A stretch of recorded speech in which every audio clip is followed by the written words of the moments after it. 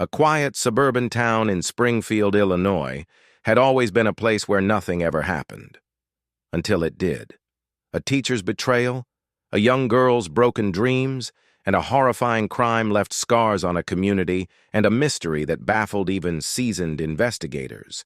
This is the story of Emily Carter, a bright student whose life was tragically cut short by the one person she thought she could trust. In this episode, we delve into the shocking case of Emily Carter, a 16-year-old with a promising future, and Mr. Daniel Grayson, a mentor hiding a dangerous secret.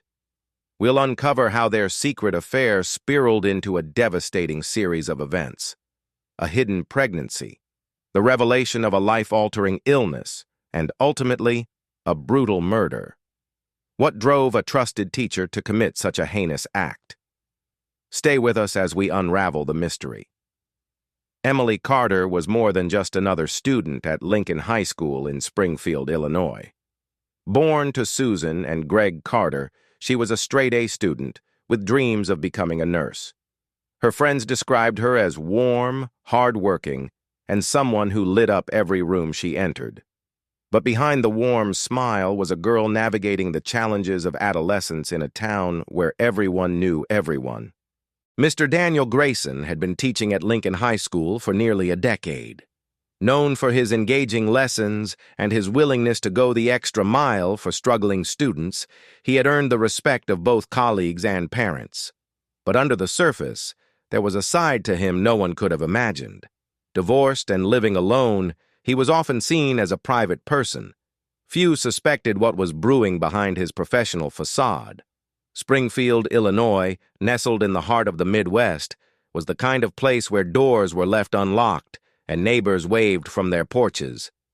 But like many small towns, secrets had a way of festering beneath the surface. Lincoln High School was the heart of the community, a place where futures were forged, and in this case, where innocence was stolen. It began innocently enough. Mr. Grayson offered extra tutoring sessions to help Emily prepare for exams.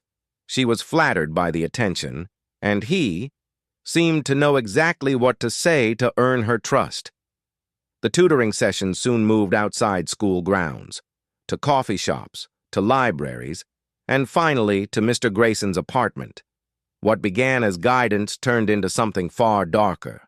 Months into their secret relationship, Emily began experiencing unusual symptoms. At first, she thought it was stress from schoolwork, but a missed period led her to take a pregnancy test. Staring at the positive result in her bathroom, she felt her world crumble. Terrified, she confided in Mr. Grayson, who reacted with anger and panic. He insisted she keep it a secret, offering no support, only veiled threats.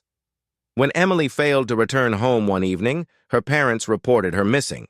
Days later, a jogger stumbled upon her lifeless body in a secluded wooded area. The discovery shocked the community and launched a full-scale investigation. Investigators uncovered chilling evidence that the murder was meticulously planned. Surveillance footage captured Mr. Grayson purchasing duct tape, rope, and gloves days before the incident. Text messages revealed he had lured Emily to the woods under the guise of wanting to talk about her future. But he arrived armed with murder tools. Emily's last moments were marked by terror. Mr. Grayson attacked her from behind, binding her hands before strangling her. He left her body in the woods, attempting to wipe away any evidence that could connect him to the crime. But he made critical mistakes. Her DNA was found under his fingernails, and a discarded glove bore his fingerprints. The autopsy not only confirmed the cause of death, but also revealed Emily had contracted HIV.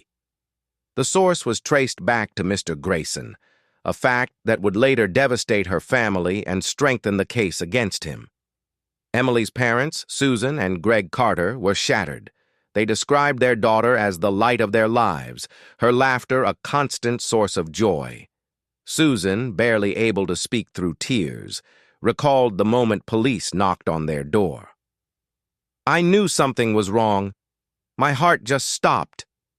The town of Springfield rallied around the Carters, holding vigils and fundraisers to honor Emily's memory. But for her parents, the pain was unrelenting. "We trusted him with our daughter," Greg said, his voice breaking. "He destroyed our family." Some speculated that Mr. Grayson acted in a fit of rage, fearful of losing his career and reputation.